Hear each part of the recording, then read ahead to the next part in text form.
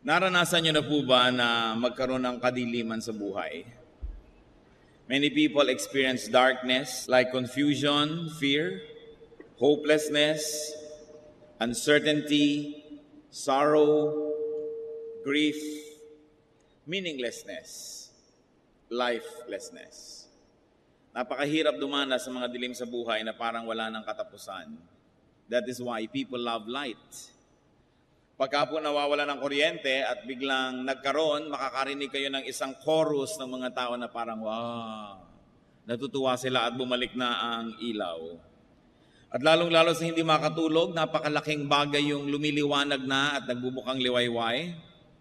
Yung mga may mga problema, hindi sila makatulog, gusto na nilang mag-umaga. Napakasarap isipin na ang Panginoong Jesus ang ating liwanag. That Jesus is our light. Yan po ang ating pagtutuunan ng pansin. Jesus the light. Sa atin pong patuloy na pakikipag-ibigan sa Panginoon habang lalo natin siyang nakikilala. Aming Diyos, salamat po sapagkat kayo ay aming liwanag. Kayo ay aming kaliwanagan. Mangusap nga po kayong may kapangyarihan sa amin at ang mga kadiliman sa aming buhay ay matapunan ng inyong liwanag.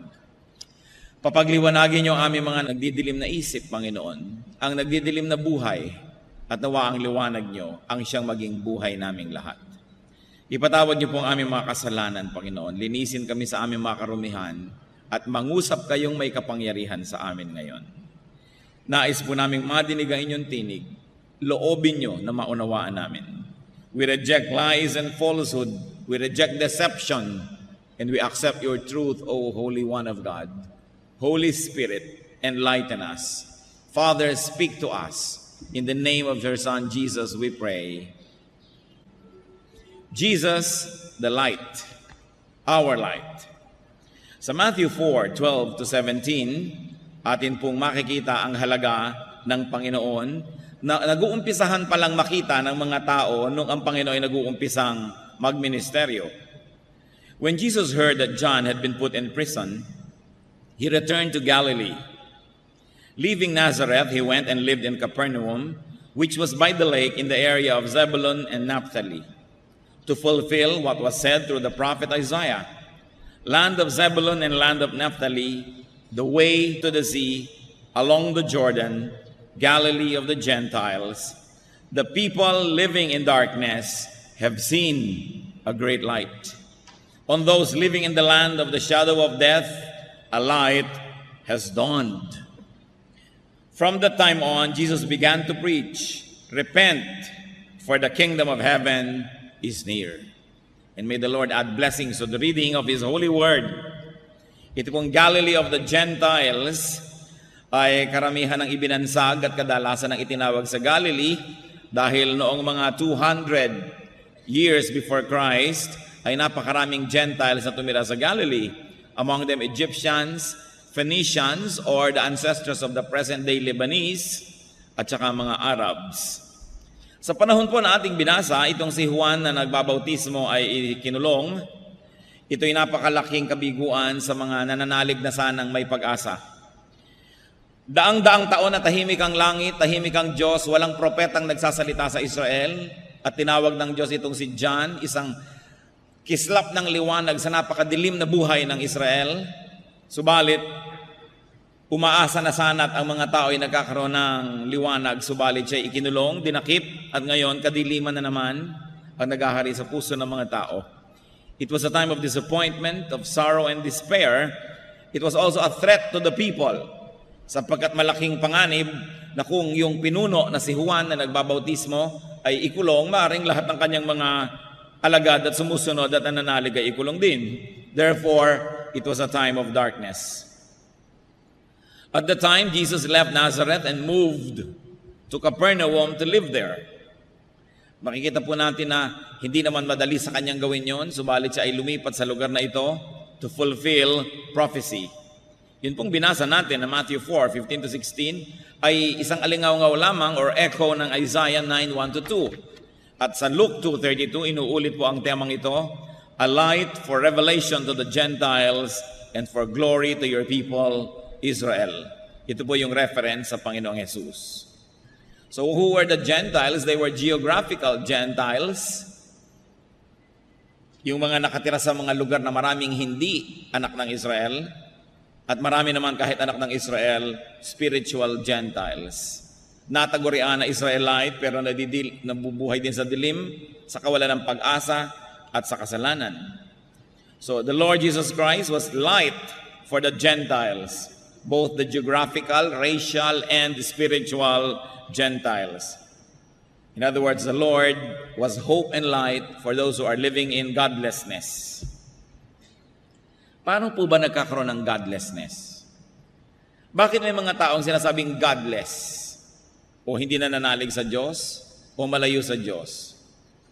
More often than not, ang mga tao pong ito ay nalalayo lang sa Diyos, nabubuhay ng lumalabag sa kalooban ng Diyos dahil lang wala silang pag-asa.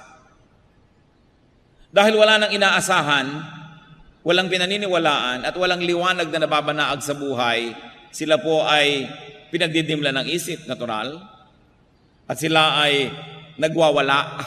Nawawalan sila ng kontrol sa sarili, sinisira ang sarili at ang lahat ng makasalamuha dahil walang inaasahan. Kaya nakikita nyo po, sa sobrang maralita, miserable ang buhay. Doon sa mga, hindi naman lahat, pero nangyayari ito, kung minsan nakatira sa mga slums, sa mga ang sikip-sikip, ang hirap-hirap, ang baho-baho, konting pagkakadiferensyahan, nagsasaksakan. Konting maliit na bagay, nagtatagaan, nagbabarilan. Kasi walang masyadong inaasahan. Madilim ang kahapon, madilim ang bukas, walang hope. Pero nakita niyo po yung mga medyo maayos-ayos ang buhay. Kahit medyo nararanasan ng hirap, pero sinisikap maging disente, sinisikap pigilin ang sarili na huwag baka gawa ng masama dahil baka lumala ang sitwasyon sa buhay. Samantalang may pag-asa namang umasenso ito. At nakikita niyo po yung talagang tunay na masarap ang buhay, yung nakakakita ng maraming liwanag at masaya ang buhay, maraming pinapalampas. Hindi makikipagpatayan yan para sa 10 pesos. Hindi makikipagbarilan dahil sa maliit na bagay dahil iniisip niya, I have so much to lose, there is so much to enjoy, why will I live in a godlessness state? In a godless state. Kaya po ang tinatawag natin mga taong hindi maka-Diyos, malayo sa Diyos, wala lang kasing pag-asa at inaasahan. Kaya ang ating dapat ginagawa, nagiging munting liwanag tayo ng sanlibutan. Kaya ang sabi, you are the light of the world.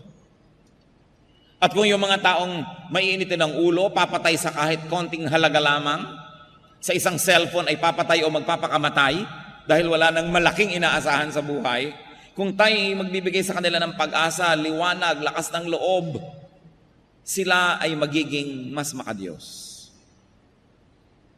Kaya mahalagang unawain po natin kung sino si Jesus. Siya ay liwanag ng sanlibutan. Dapat dinadala natin ang liwanag na yon kanino man.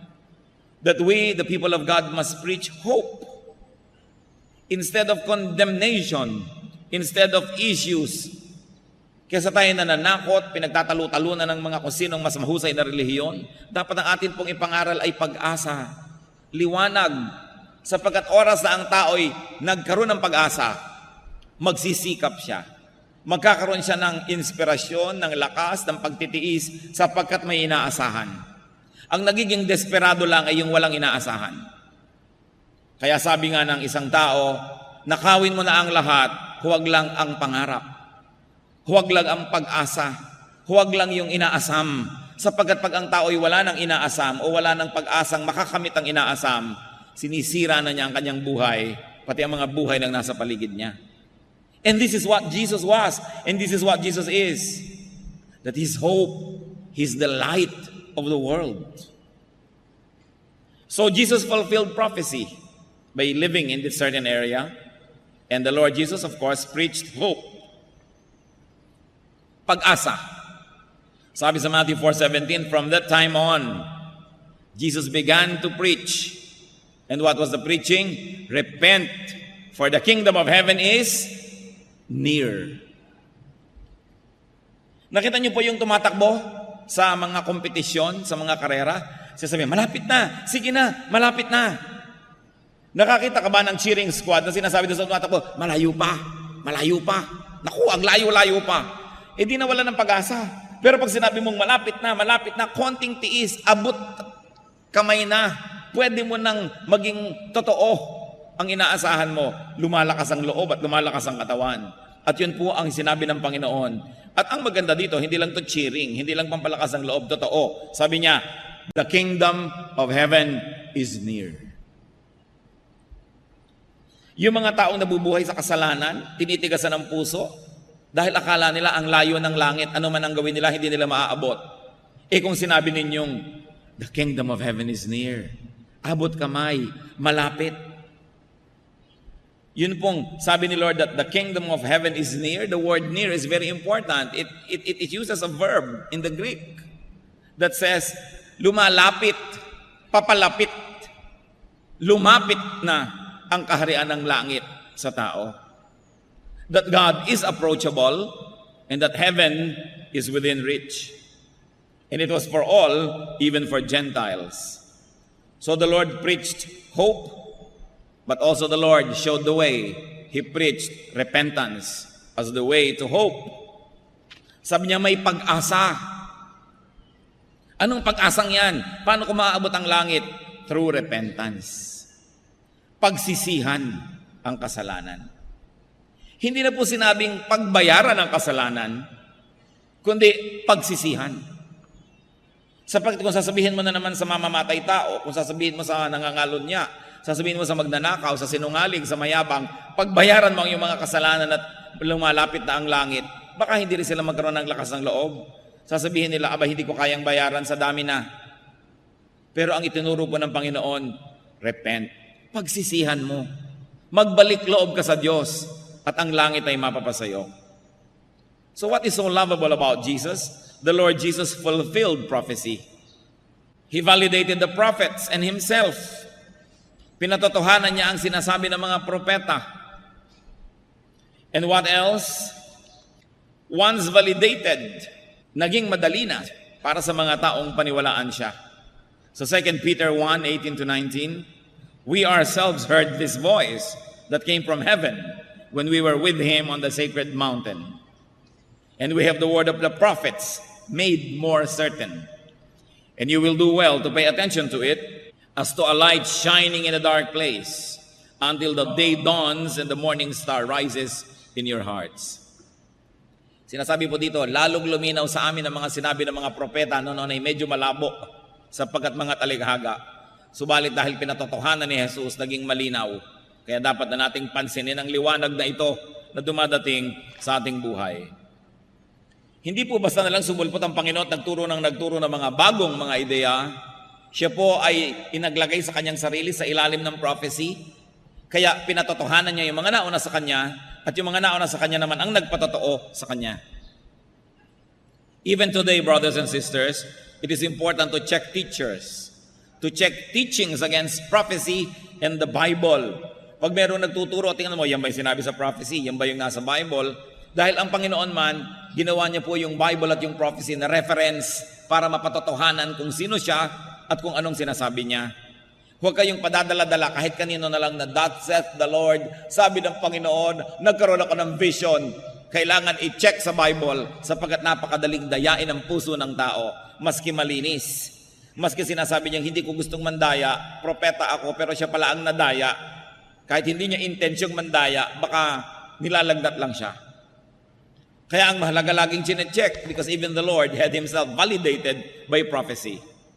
Kaya ang sabi sa Galatians 1:8-9, tungkol sa mga bagong katuruan, but even if we or an angel from heaven should preach a gospel other than the one we preach to you, let him be eternally condemned.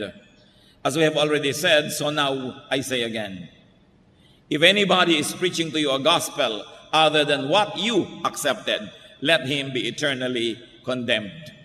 Sabi po ng maakda ng Galatians, kung may magtuturo pa sa inyo ng ibang daan ng kaligtasan, liban sa naituro na sa inyo dito sa Biblia, ay sumpain ang nagtuturo na yun.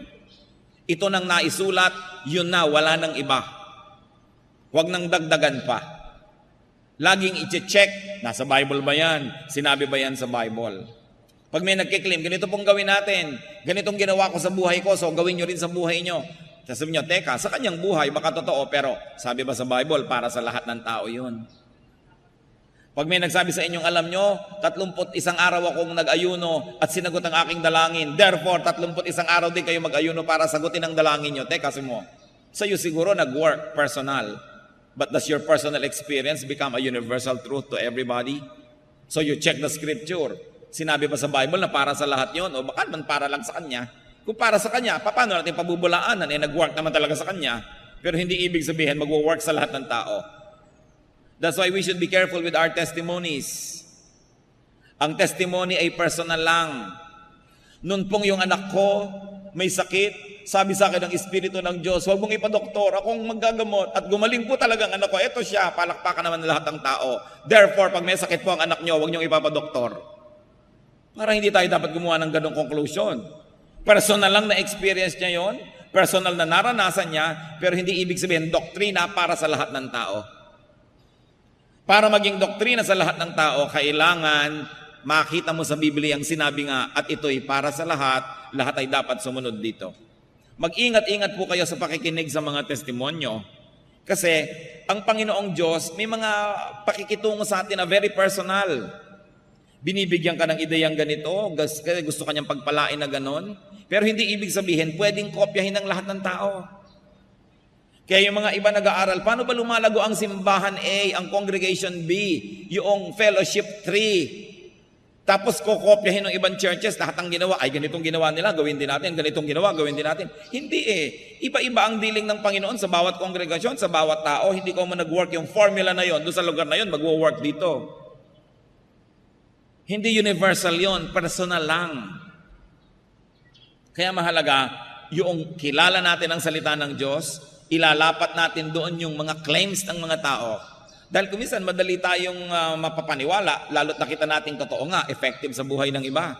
Gumagaling sila sa sakit nila, o yumayaman sila, o sumasaya sila. Sabi ni isa, alam nyo, ako nag-pray, 9 na Biyernes, alas 3 ng umaga, bumalik ang asawa ko.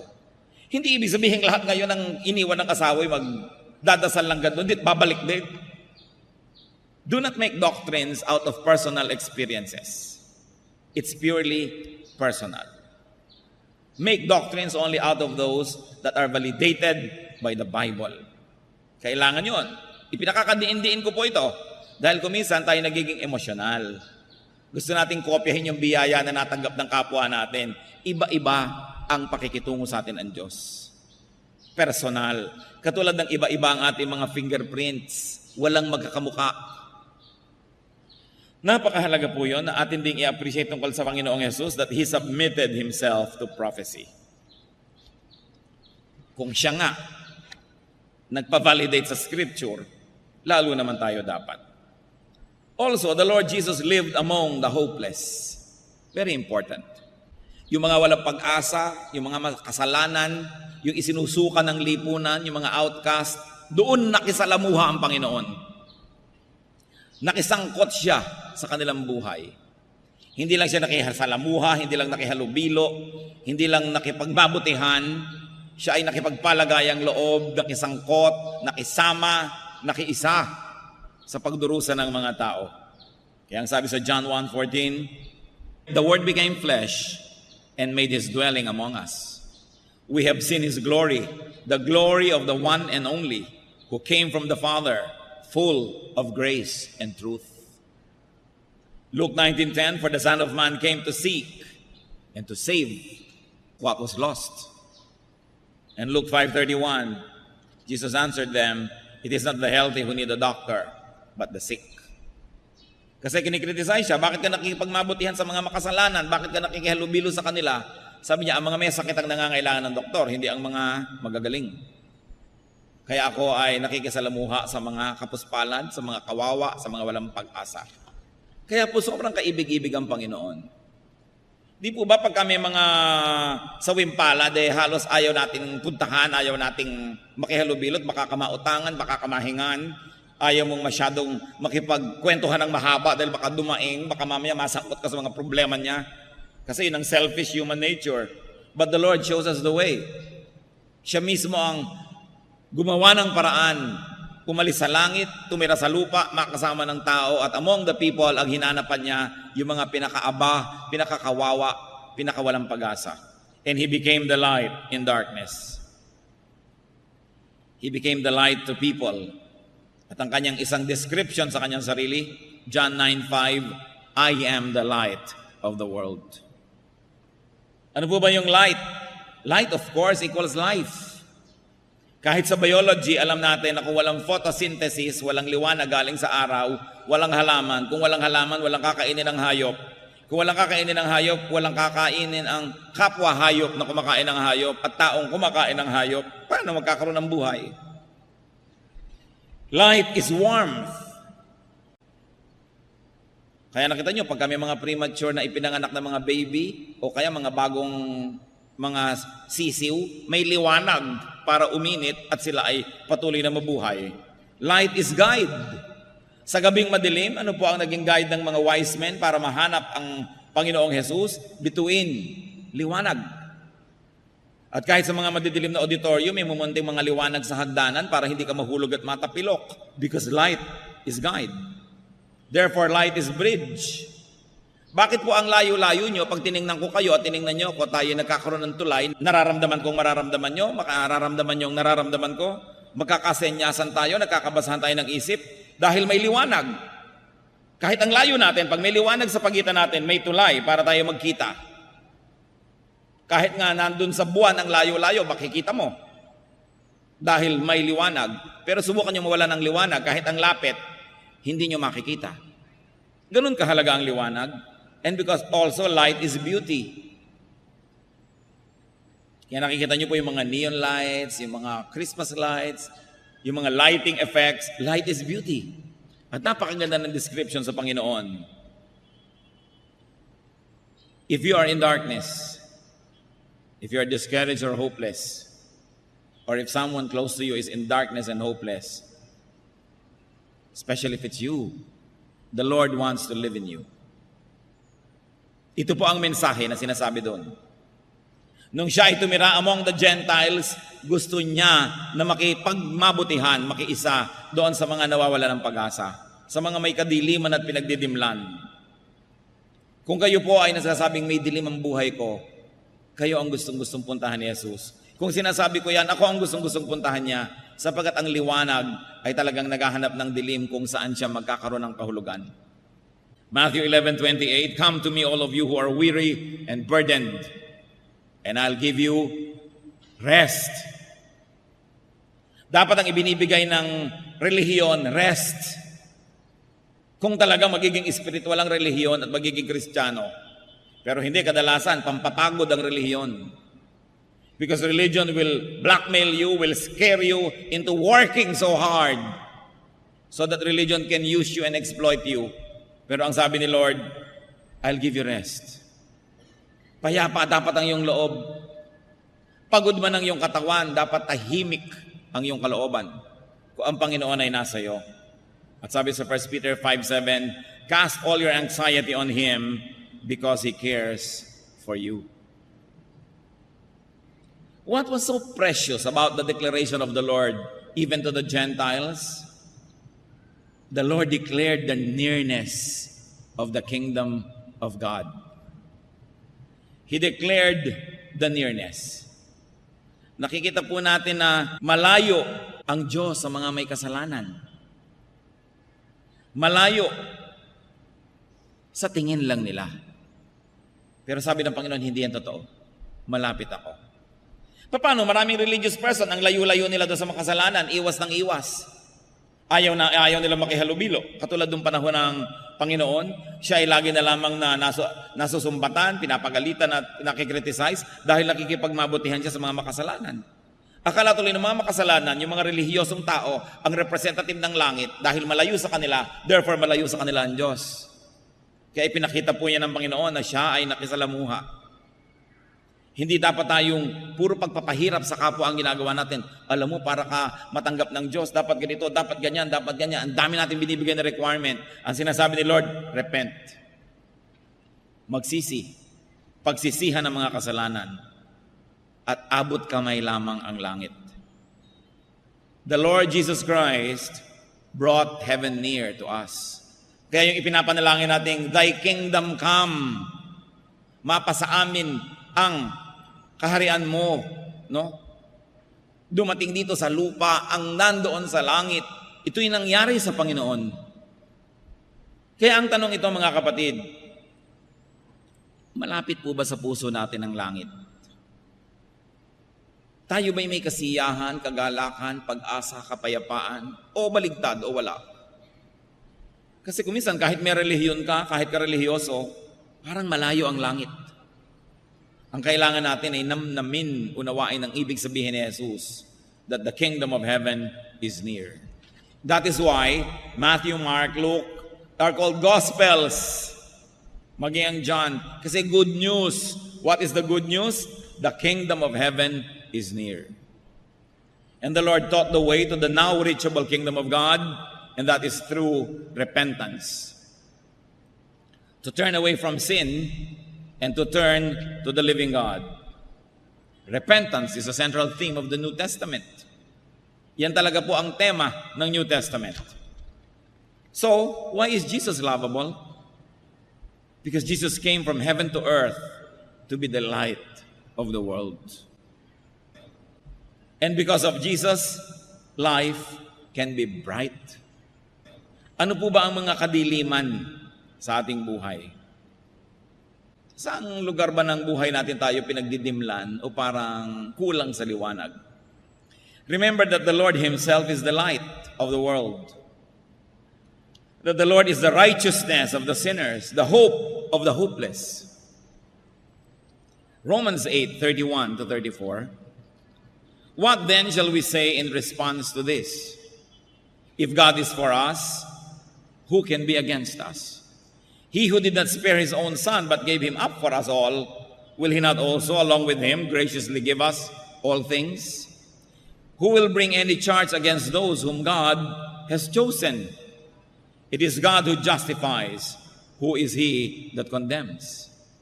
Christ Jesus, who died, more than that, who was raised to life, is at the right hand of God and is also interceding for us.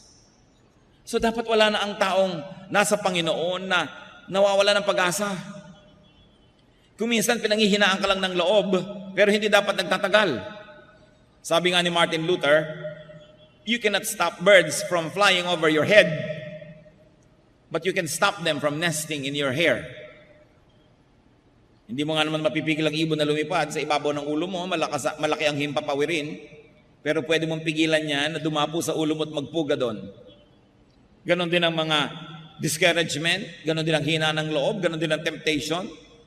Hindi mo mapipigil na dumadaan. Kuminsan, bigla na lamang manghihina ang loob mo, bigla ka na lang matatakot. Pero dapat sandali lang yon sa mga anak ng Diyos. Kasi maaalala mong may Kristo, may Jesus, may liwanag, may pag-asa. Kaya nabibigatan ng tao dahil binubuhat niyang mag-isa ang mga dapat niyang ibigay sa Panginoon. Kaya nabibigatan ng tao, sinisikap niyang lutasin ang problema bukas ng mga pagpapalang para lang sa mga problema ngayon. Kinakapos tuloy, kapos bukas, kapos din ngayon.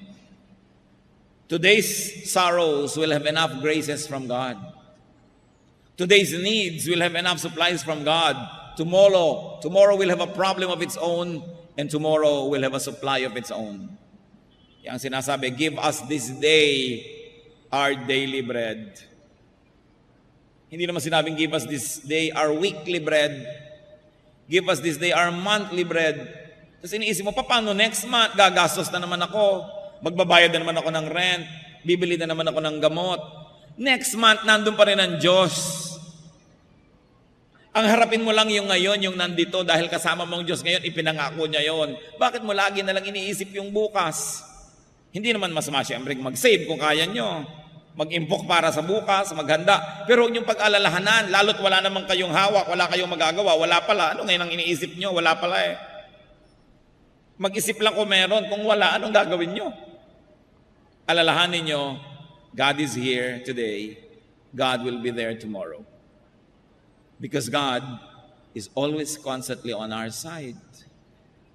Kaya lang tayo pinanghihinaan ng loob at tinitingnan natin yung problemang malaki. Hindi natin tinitingnan yung mas malaking solusyon, ang Panginoong Yesus. Kaya tayo natatakot sa dilim, yung kaprasong dilim ang ating naiisip, nalilimot nating may liwanag kung gusto lang natin. Marami po mga bahay ang didilim, buksan lang ang bintana, lumiliwanag na. Pero kasi nakasara ang mga bintana. O kaya nagdidilim ang buhay, ang dilim, ang dilim, ang dilim. Nakapikit ka kasi, dumilat ka. At marami mga tao nakapikit kahit bukas ang mata. Walang liwanag. O ang liwaliwanag na didiliman kasi pagkakapal-kapal ng dark glasses na suot.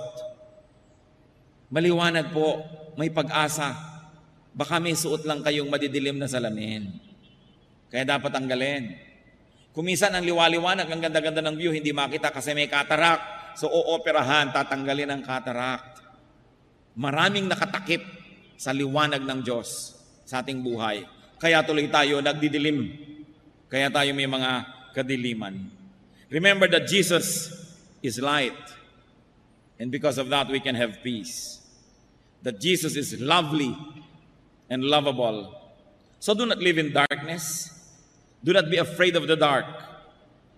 Let Jesus give you peace. Let the light of Jesus shine on you.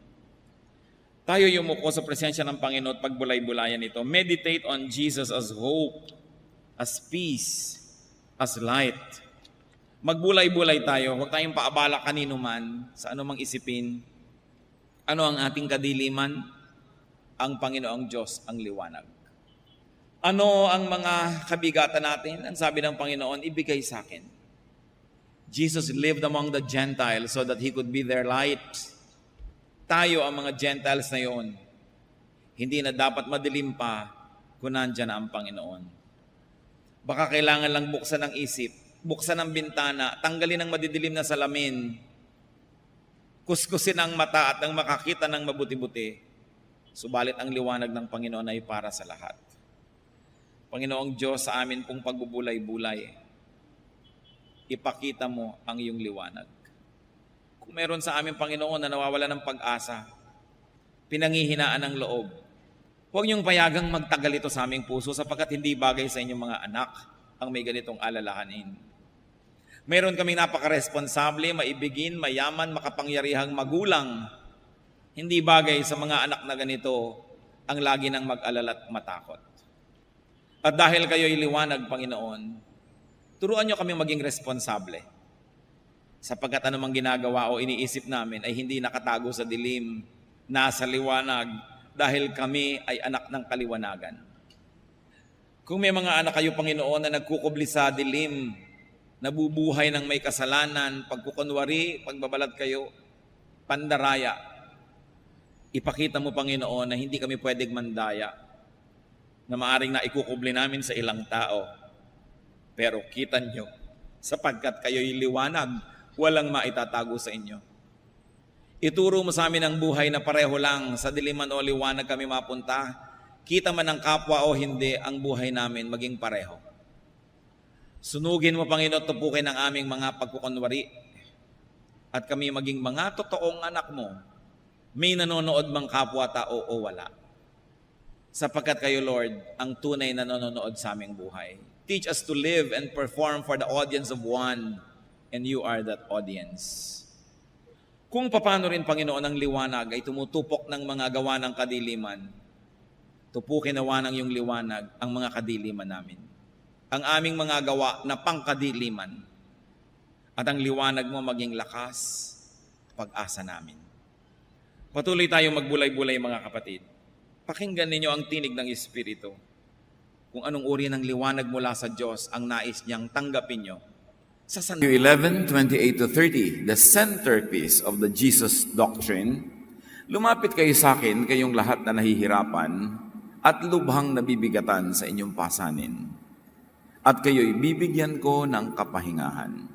Pasanin ninyo ang aking pamatok at matuto kayo sa akin sapagkat ako'y maamo at may mababang loob. Makakatagpo kayo sa akin ng kapahingahan sapagkat madaling dalhin ang aking pamatok at magaan ang pasaning ibibigay ko sa inyo. Hindi natin pagsasawaang ulit-ulitin, balik-balikan at ipangaral ang kaunting verses na ito na naglalaman ng puso ng ministry ni Jesus, magbigay ng kapahingahan. Kapagod, mapagod. Talagang nakakapagod ang magpagod. Salamat, Panginoon, dahil kayo'y kapahingahan. Sa iba't ibang aspeto ng aming buhay, pahinga ang ibinibigay niyo sa mga tunay na nakikinig sa inyong tinig. Kapayapaan ng loob, katiwasayan ang ipinagkakaloob ninyo. Hindi kabagabagan, hindi hirap, hindi pagod. Nawa papaglinawin niyo aming isip at lalo pa naming maunawa, palalim ng palalim, pataas ng pataas, at palawak ng palawak ang pag-unawa namin sa tunay na diwa ng inyong kapahingahan. Lead us, teach us, maging sa mga kwentong paulit-ulit namin binabalikan, bigyan niyo kami ng mga bagong pananaw, bagong kahulugan, para mabuo, maski man lang unti-unti at dahan-dahan, ang aming pagkaunawa sa inyo. Teach us, lead us. Father, we thank you in the name of your Son, Jesus. John 8:3-11, ang walang kamatayang kwento ng babaeng walang katapusan ang pagtuturong pwedeng ibigay sa atin. Dumating noon ang mga tagapagturo ng kautusan at mga Pariseo na may dalang isang babaeng nahuli sa pangangalon niya. Iniharap nila ito sa karamihan at sinabi kay Jesus, Guro, ang babaeng ito'y nahuli sa aktong pangangalon niya. Ayon sa kautusan ni Moses, dapat batuhin hanggang mamatay ang mga katulad niya. Ano naman ang masasabi ninyo? Itinanong nila ito upang subukin siya at nang may maiparatang sila laban sa kanya. Ngunit yumuko lamang si Jesus at sumulat sa lupa sa pamamagitan ng daliri. Patuloy sila sa pagtatanong kaya tumayo si Jesus at nagsalita. Ang sino man sa inyo na walang kasalanan ang siyang maunang bumato sa kanya. At muli siyang yumuko at sumulat sa lupa. Nang marinig nila yon, sila'y isa-isang umalis, simula sa pinakamatanda. Iniwan nila ang babaeng nakatayo sa harap ni Jesus. Tumayo si Jesus at tinanong ang babae, nasaan sila? Wala bang humatol sa'yo? Wala po, Ginoo, sagot ng babae.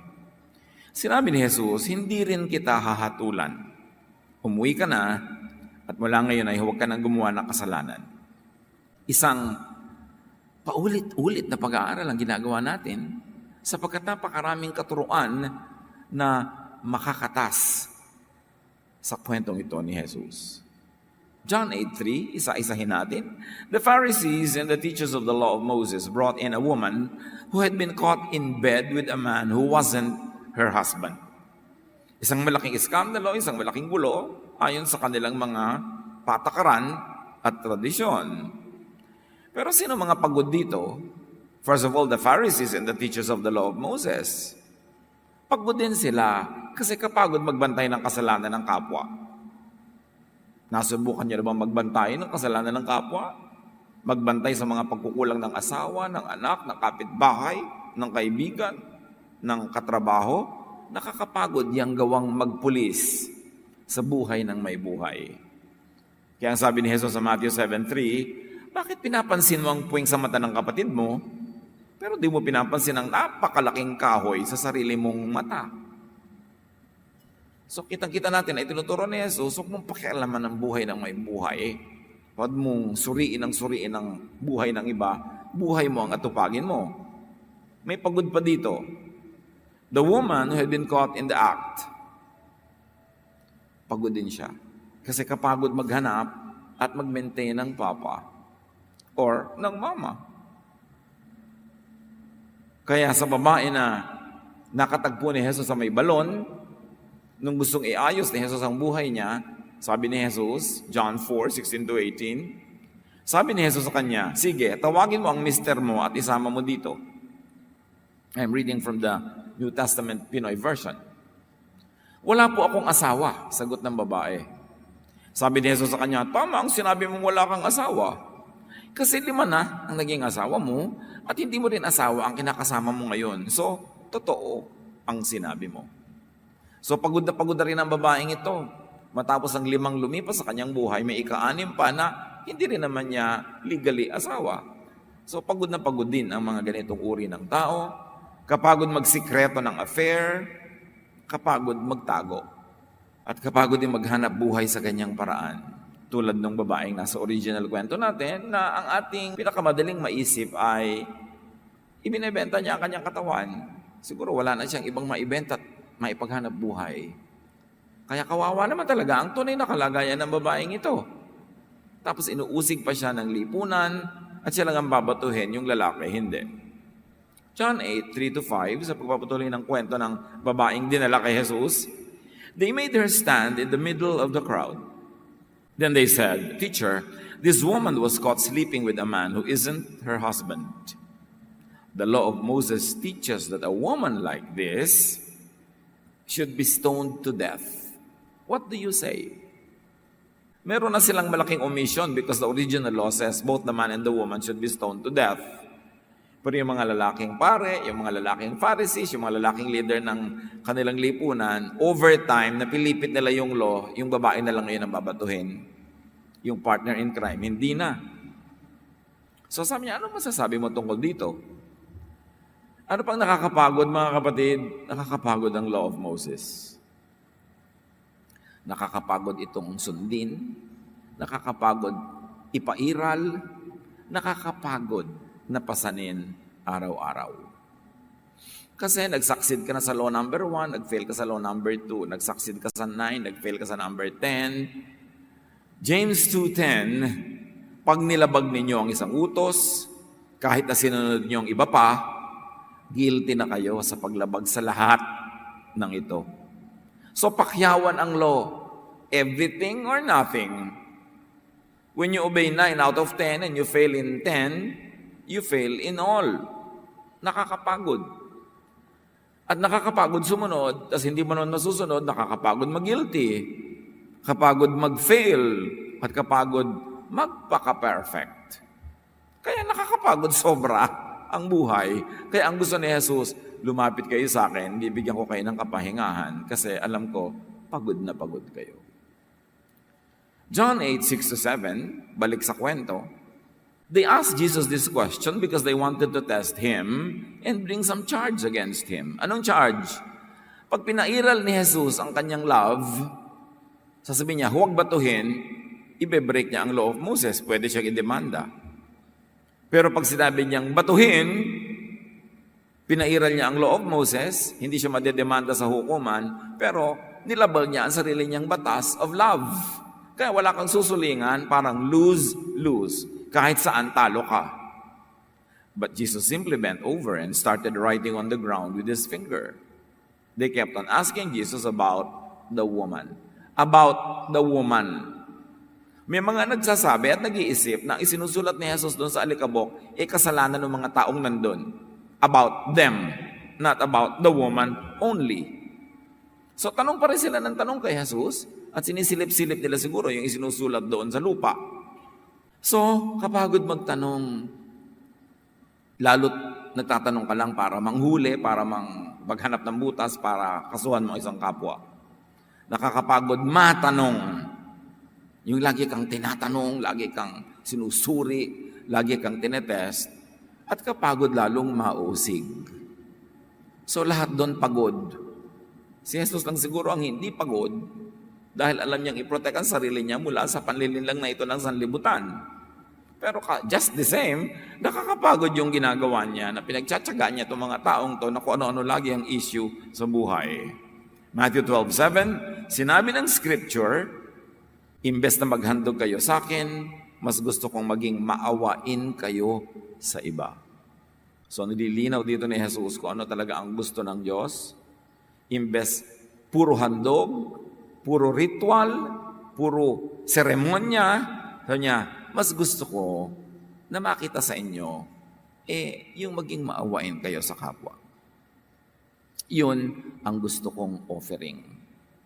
Hindi mga baka, hindi mga dugo ng kambing, hindi mga dugo ng ibon. Ang gusto ko, ang makita kong ibinibigay niyo sa akin na handog, yung maawain kayo sa kapwa. I desire mercy, not sacrifice. Baliwala ang pagrangiging relihiyoso, baliwala ang lahat ng handog, baliwala ang lahat ng gawain, kung di ka maawain sa kapwa. Inababaligtad pa nga kumisan, karelihiyon mo, lalo ka nagiging malupit sa kapwa dahil lalo mong iginigit yung law of Moses sa buhay ng mga tao hanggang gusto mong batuhin hanggang mamatay ang kapwa mong sa tingin mo'y nagkakasala. Imbes magpabait, nagpapalupit yung law. John 8:7-9. Finally, he stood up and said, "If any one of you have never sinned," and of course, wala nang qualified, kasi if anyone never sinned, then go ahead and throw the first stone at her. Once again, he bent over and began writing on the ground. The people left one by one, beginning with the oldest. So, hindi sinabi ni Jesus na huwag niyong batuhin. So, hindi nagtagumpay yung mga tao na hanapan siya ng butas para may demanda. Hindi rin naman niya sinabing, batuhin niyo. But it had a chilling effect. Yung pinagsamang isinusulat niya sa lupa na maaaring ang mga kasalanan ng mga tao doon at yung kondisyon na ibinigay niya na ang walang kasalanan na siyang maunang bumato, because of that, no one dared to throw the first stone. And if there is no first stone, there can be no second, nor third, nor fourth, and so on. Sa makatuwid, ang umiral na batas, yung batas ni Jesus ng pag-ibig, pagpapatawad, at habag, maging sa mga inaakala natin ay dapat parusahan. Pagod na siyempre yung babaeng yon. At kung ikaw naman ang magsasabi na, huwag na nating batuhin, ikaw naman ang babatuhin ngayon. At kung ikaw ang nambabato at sinabing pag nambato ka, babatuhin ka rin, lahat kayo pagod. Kasi kapagod mapagbalingan ng pansin, ng sisi, ng judgment. Sabi kasi, sige, yung walang kasalanan, bumato na. Pag ibinato mo si Moses, ibabato rin sa'yo si Moses. Kaya mapapagod ka, ikaw ang mapagbabalingan ng sisi. Yung mahilig mambato ay babatuhin. Yung mahilig manghusga ay huhusgahan, kaya mapapagod ka rin. Matthew 7:1-2, sabi ni Jesus, huwag niyong husgahan ang kapwa niyo para di kayo mahusgahan ng Diyos. Kasi huhusgahan kayo ng Diyos ayon sa paghusgan niyo sa iba. At susukatin kayo ayon sa panukat na ginagamit niyo sa iba. Hindi ka marunong magpatawad, hindi ka papatawarin. Kuripot ka sa kabaitan, di kukuriputan ka rin ng Diyos. Pero nag-uumapaw ka sa pagpapatawad, sa habag, hindi ganon din ang igaganti sa iyo ng langit. John 8:9-11. Finally, Jesus and the woman were there alone. And that is what we need, aloneness with Jesus. We don't have to face God together with the whole community. You face God alone. And you bring your case not to a court of many people, not to a jury, but to the only one judge, who is Jesus. Ang relasyon natin ay talagang one-on-one. At pag one-on-one lang, walang mga miron, walang nagbubuyo, walang gustong mambato, walang nanggugulo, walang nagsasakdal, napakaganda ng resulta ng one-on-one relationship with Jesus. So finally, Jesus and the woman were there alone. Jesus stood up and asked her, "Where is everyone? Isn't there anyone left to accuse you?" "No, sir," the woman answered. Then Jesus told her, "I am not going to accuse you either. You may go now, but don't sin anymore." So the lesson is to not accuse. Dapat dalhin ang natatawag na makasalanan, dalhin ang kasalanan mismo kay Jesus. Kasi si Jesus ang Supreme Court. At sa Supreme Court na yon, sa mga nananalig, sa kinakahabagan ng Diyos, makasalanan man o hindi, siyempre lahat naman makasalanan, in the court of Jesus, there is no accusation, no judgment, and there is freedom from judgment. Because Jesus sets you free even from the law of Moses.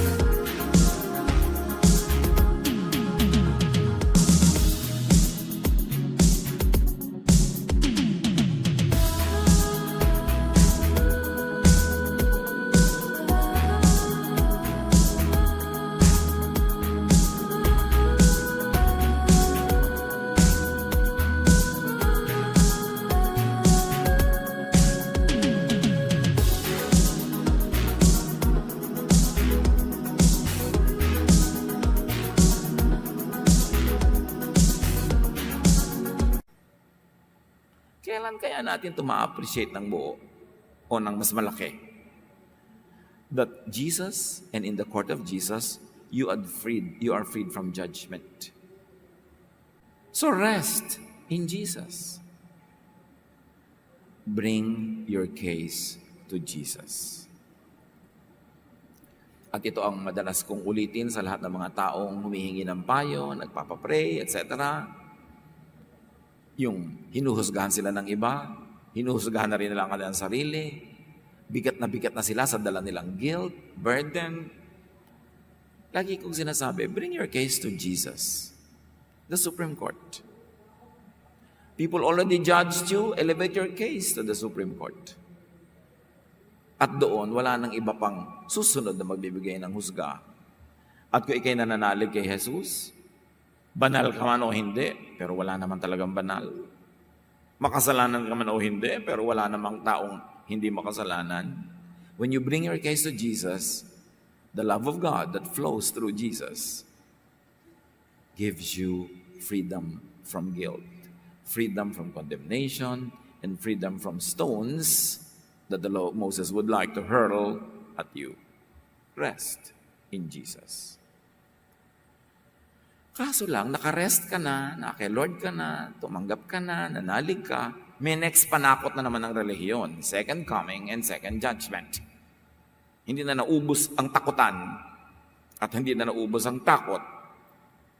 How do you look at the second coming as it is taught by the church? How do you look at the so-called second judgment or final judgment? Look at it through the filter of Jesus. Look at it through the filter of God through Jesus. Na dapat kung nasa Panginoon ka na, kahit hindi mo nagiging perfect ang score sa buhay araw-araw, and you believe in the second coming, and you believe in the final judgment, ang nasa puso mo ay excitement, happiness, joy, because Jesus is coming. Hindi yung tinatakot ka na naman na matapos mong manalig at matapos mong sabihan ni Jesus na rest, I have overcome the world, I have set you free from sin, sin will no longer rule over you, tapos matatakot ka na naman uli ngayon sa second coming. You must look at the second coming through the filter of the first coming, the incarnation of Jesus, the death of Jesus on the cross, His resurrection, and His promise that nothing can separate us from His love. Not even your performance or lack of it. Sa takot ng iba na ito'y gawing lisensya para magkasala, para maging careless sa buhay, lagi na lang nilang ididiin uli na takutin ka ng takutin. But is not the teaching of Jesus. Habang nabubuhay ka sa fear, hindi mo na iintindihan ang love of God through Jesus. At habang wala kang ginawa kundi takutin din ang iba, hindi mo naintindihan ang teaching ni Jesus. So, man, woman, Pharisee, community, come to Jesus. Not to Moses. Not to the law. Not to religious tradition that will only condemn you. Matthew 11:28, ang linaw ng sabi ni Jesus, lumapit kayo sa akin, hindi sa iba. Bring your case to Jesus. Bring your so-called failures to Jesus. Bring your troubles and fears to Jesus. Come into Jesusness. Of course, Jesusness is the quality or condition of being like Jesus. Being peaceful, being at rest, and being forgiving to others and to self. Being kind and accommodating, being merciful. God says, I desire mercy, not sacrifice. And God is merciful to us, especially expressed through Jesus. Come into Jesusness, not into Mosesness, not into Pharisee-ness, but into Jesusness. At yan ang napakalaking pagkakamali ng maraming Kristiyano na kay Jesus na, pero ang lagi nilang inuungkat, pinupuntahan ay si Moses o ang mga Pharisees. At kung tumingin sila sa kapwa, manghusga ng kapwa, makitungo, ang ginagamit pamantayan ay si Moses at ang mga Pharisees, hindi si Jesus. Tandaan niyo ang babaeng ito, caught in the act, huling-huli. pero hindi ipinabato, hindi inusig. Ang totoo hindi nga pinagalitan ni Jesus eh. Naiunawaan niya kung ano ang nagsadlak sa babaeng yon sa ganung terribleng pamumuhay. Naunawaan ni Jesus na biktima siya ng lipunan, biktima siya ng mga umiiral na pamamaraan na wala nang natira siyang pwedeng ipaghanap buhay, kundi ang katawan na lang niya. Mahal siya ni Jesus. At kailangan maunawaan natin yun. So we will stop throwing stones at each other or at our own selves.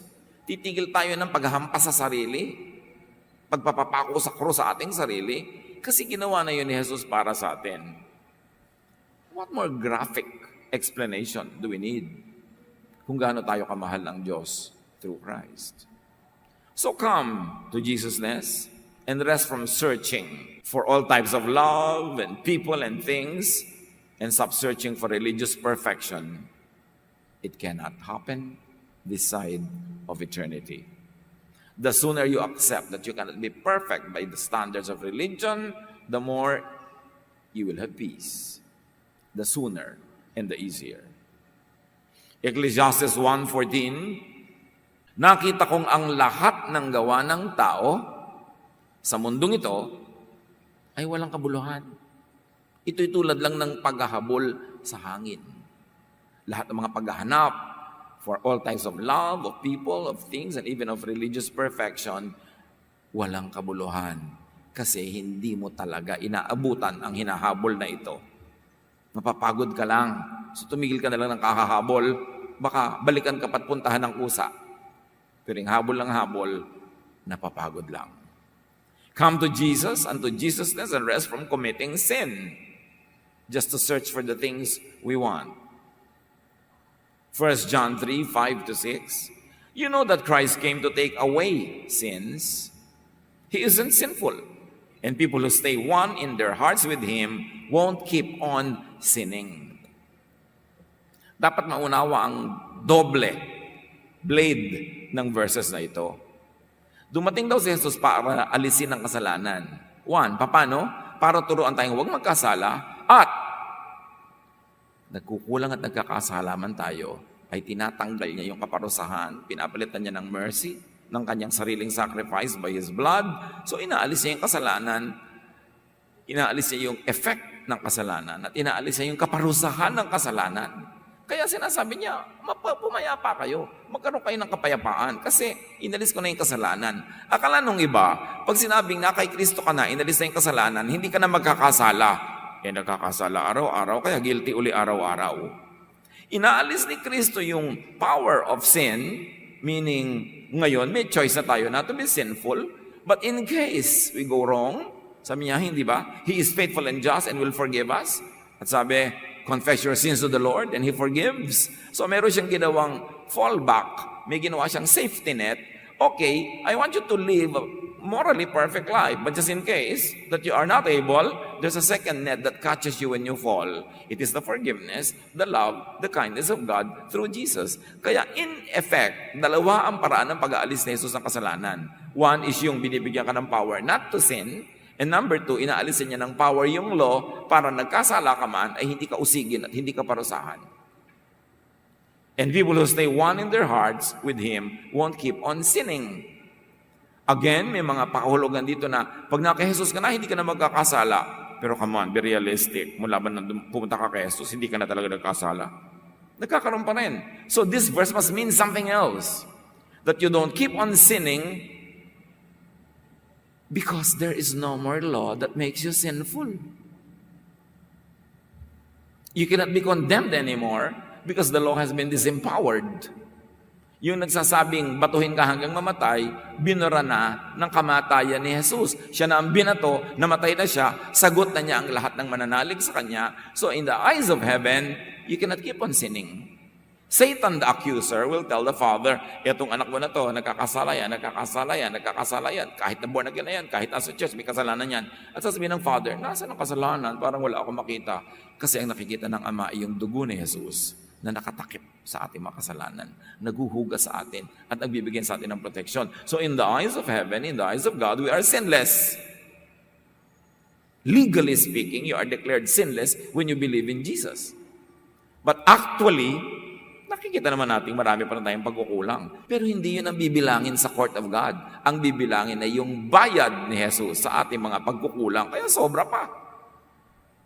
Pag naunawa natin ito, matatahimik ang ating loob. Hindi yung para konsentihin natin ating mga sarili sa paggawa ng mali, kundi kung sa mga panahon na nagkukulang pa rin tayo according to the standards of religion, according to the standards of morality, alam pa rin natin na hindi nagbabago ang pagmamahal ng Diyos sa atin, tinatanggap pa rin tayo. So we pick up the pieces, we rise and move on and try to move from one degree of glory to another, knowing that you cannot reach full glory this side of eternity.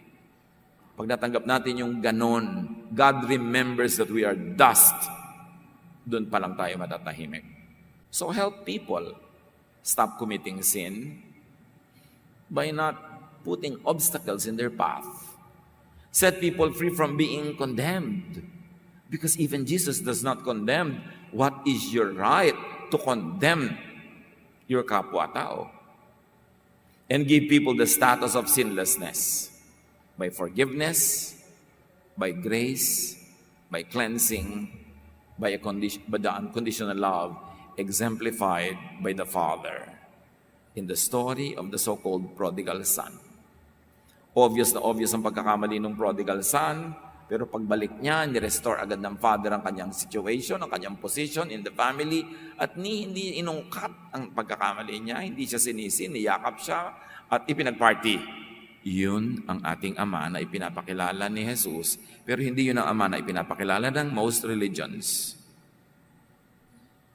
Most religions, especially those that are based on the laws of Moses, ang ipinapakilalang Ama ay mapagparusa, ang hilig mamalo, laging nagagalit, laging nagpapahirap sa kanyang mga anak. Kaya itinuwid ng Ama yung wrong image na yon by sending His Son, Jesus, who is the perfect image of God's kindness. Come to Jesus and rest from hiding. Ito napakahalaga. Rest from hiding. Bakit sa church, sabi nila pinakamaraming hypocrite of all societies, of all groups, of all places? Kasi sa church, you are penalized, you are punished for any wrongdoing against the law of Moses, for any wrongdoing against regulations, against tradition. So, alam mo namang hindi mo lagi nasusunod yon, nagtatago ka na lang. You pretend. At yan ang ayaw na ayaw ni Jesus, hypocrisy. Itinatago ang sugat, hindi tuloy gumagaling. Ang gusto ni Jesus, that we live in the light. 1 John 1:7. But if we live in the light, as God does, we share in life with each other. And the blood of His Son, Jesus, washes all our sins away. Pero kung namumuhay tayo sa liwanag, gaya niya na nasa liwanag, meron tayong magandang samahan sa isa't isa. At ang dugo ng anak niya na si Jesus ang naglilinis sa lahat ng kasalanan natin. What does it mean to live in the light? Kung hindi mo ina-appreciate ang perfect forgiveness and love and kindness of God through Jesus, and you are in the church, you are among fellow believers, tapos may mali ka, may pagkakamali ka, may kulang ka, may kasalanan ka, you live that part of life in the dark. Nagtatago ka sa dilim. You live a double life. Kasi itinatago mo sa kapatiran ang iyong mga kadiliman, kaya nagpupunta ka sa dilim. Pero ang ibig sabihin ng pag-ibig ni Jesus ay ito, live in the light. Kung tama ang ginagawa mo, live in the light. Hayaan mong visible. Kung sa palagay mo mali pa rin ang ginagawa mo, live in the light. Don't hide it. At ang paiiralin nyo sa isa't isa, sa kapatiran, sa samahan, pag mayroong nakikita mong, uy, may darkness, or may kulang, o may kasalanan, let the blood of Jesus wash that away. Let the sin be covered by the love of God. And therefore, the person does not have to hide in the darkness. The person does not have to suffer alone. The person does not have to handle these difficulties and hardships alone. Sabi, magiging maganda ang samahan nyo kung magiging totoo kayo sa isa't isa. Pero paano ka magiging totoo kung ginajudge ka? Kung ginajudge ka, ipupulpito ka, huhusgahan ka, paparusahan ka, itatago mo na lang natural para madali. Pero hindi yun ang living in the light. So yung katuruan na living in the light, may kakambal na dapat nauunawa ng lahat. That you allow people to come out in the light no matter what their situation is. That you accept and love people no matter their failures. In spite of their imperfections. And you don't judge, but when you see a person who is spiritually sick, who is suffering from the consequences of wrongdoing, you do not judge, you love, and you help restore the person. At ang pinapairal ay ang pag-ibig, ang walang patakarang pagtanggap ni Jesus, at ang patuloy na pagtutulungan so that we move from glory to glory, that we are able to get restored by the love of the fellowship and by the love of God. Yun ang tunay na kapatiran kay Jesus. Pero kung meron kang pagkukulang, pagkakamali, kailangan mong itago sa church, church ng Pharisees, hindi yun kapatiran ng mga nananalig kay Jesus. Kapag ka naging honest ka at sinabi mo ang katotohanan o hindi mo sinasabi, biglang nilang nalaman at ginyadge ka at binato, hindi yun fellowship of Jesus believers. Hindi umiiral doon ang Jesusness. Ang umiiral doon ay Mosesness, Phariseeness, churchiness. Dapat napapahinga ka pag nasa church. Hindi yung dahil nasa church ka, nadagdagan ng pressure sa buhay mo dahil ang dami-daming critic, ang daming church bullies, ang daming hukom. That is not what the church.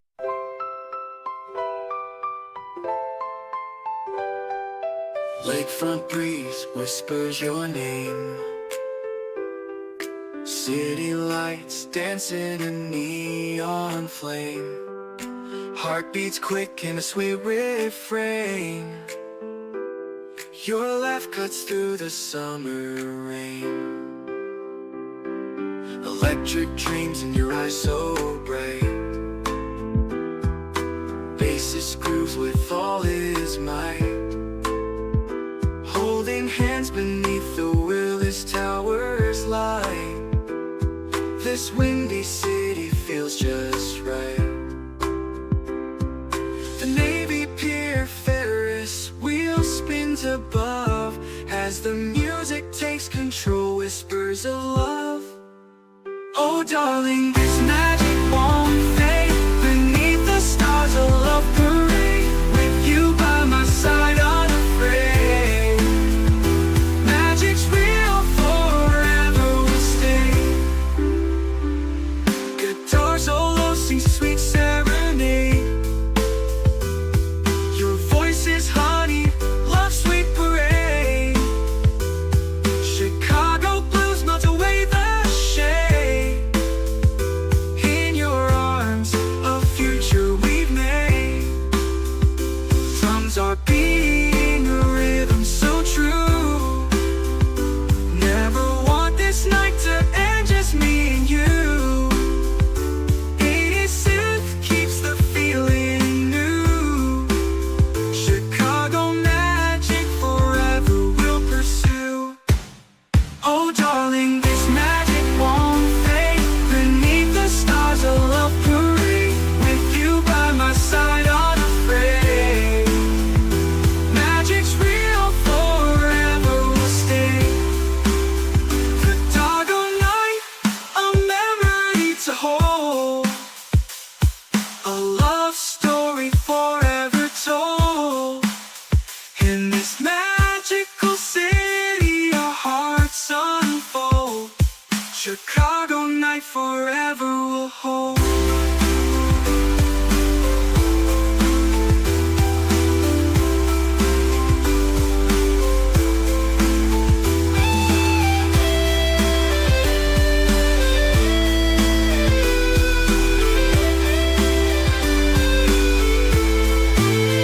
Oh darling, this magic won't fade. Beneath the stars a love parade. With you by my side unafraid. Magic's real, forever will stay. Chicago night forever will hold.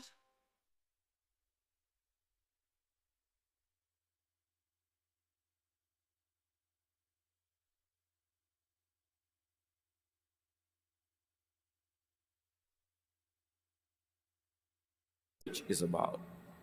The light of Jesus drives out darkness cleanses us. And you must understand light as cleaner, as disinfectant, as sterilizer. Science knows that light cleanses. Ang mga sinaunang Pilipino, may mga banggerahan sa bahay, nakaharap sa silangan, doon nakabilad yung mga plato, yung mga baso, kasi naniniwala ang mga ninuno na nakakapagpalinis ang init ng araw. And truly, it is correct. Kaya Jesus is light. Expose everything in the light so it can be cleansed and it can be corrected and healed. But if the church, if the fellowship is judgmental, hypocritical, and strict and unkind, people will hide in the dark. Kaya ang pagtatago ng mga kapatid natin sa dilim is a statement about our own Jesusness. Kung hindi sila na-encourage lumabas, maging totoo, tinatakpan nila, tinatago ang kanilang mga paghihirap, mga pagdurusa at mga pagkukulang, ibig sabihin, the fellowship is Pharisaistic. The fellowship is maka-Moses, imbes maka-Jesus. Live in a righteous way that you could be in the open. Yan siyempre ang ideal. Gawin mo ang tama, iwasan mo ang mali, para pwede ka talaga nakahantad.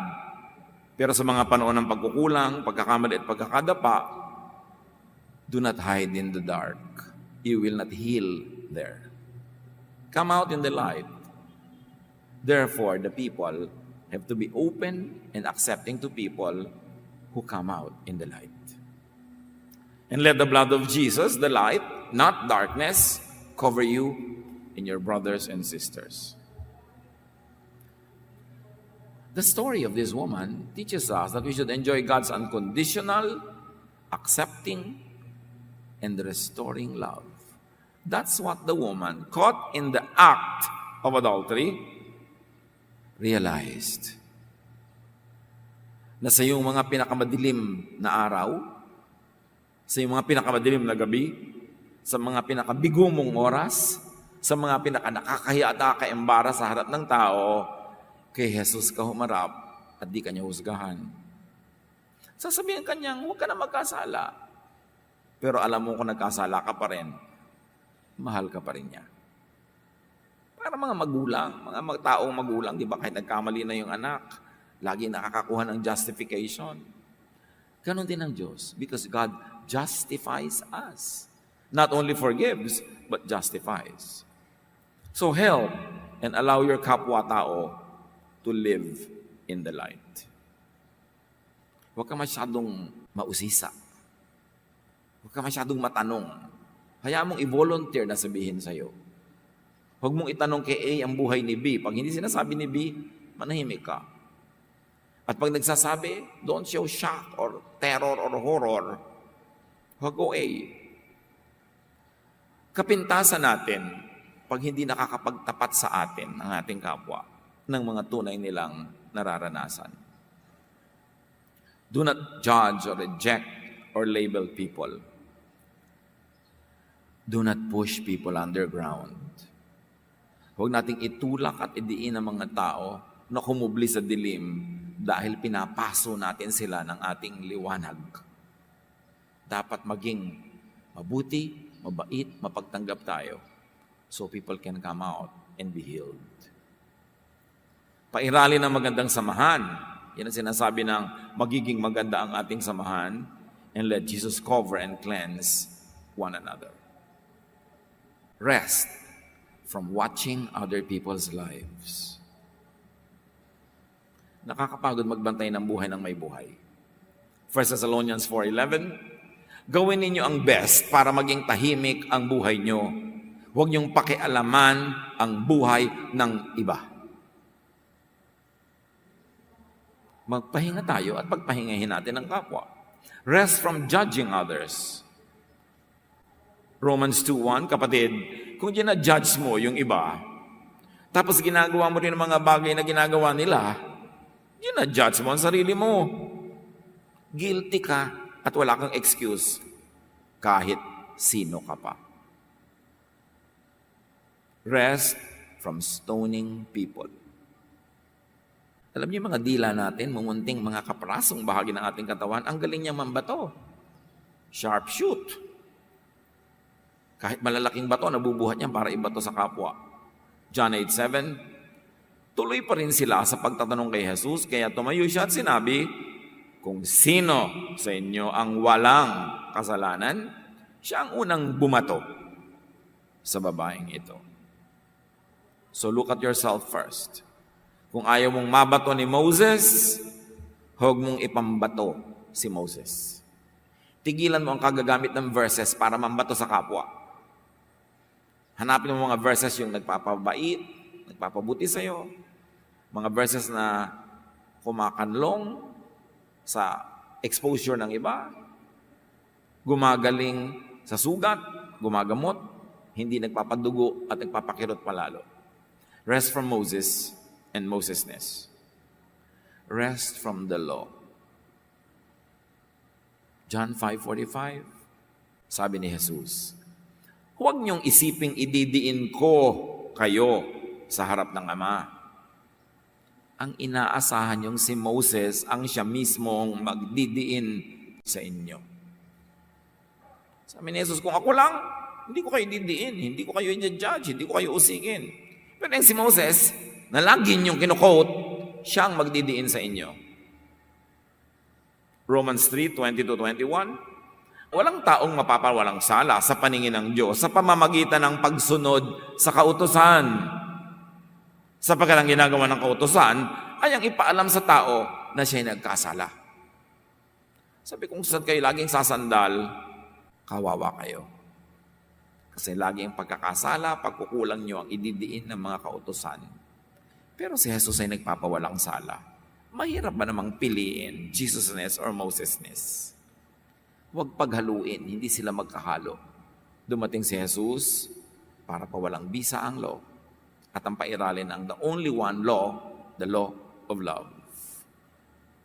People are not guilty in Jesus. So go into Jesus, go into Jesusness. Ba't natin dinidiin ito?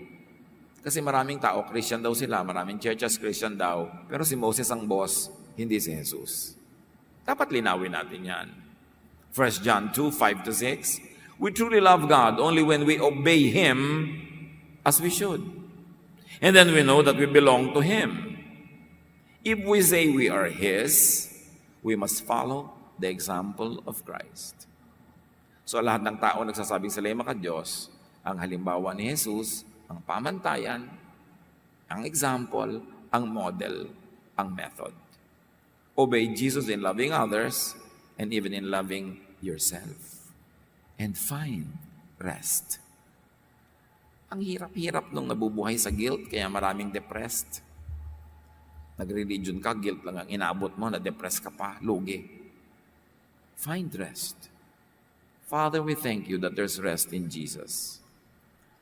Nawa sa kauulit-ulit ng kwento, ng katuruan, tumalab sa aming puso.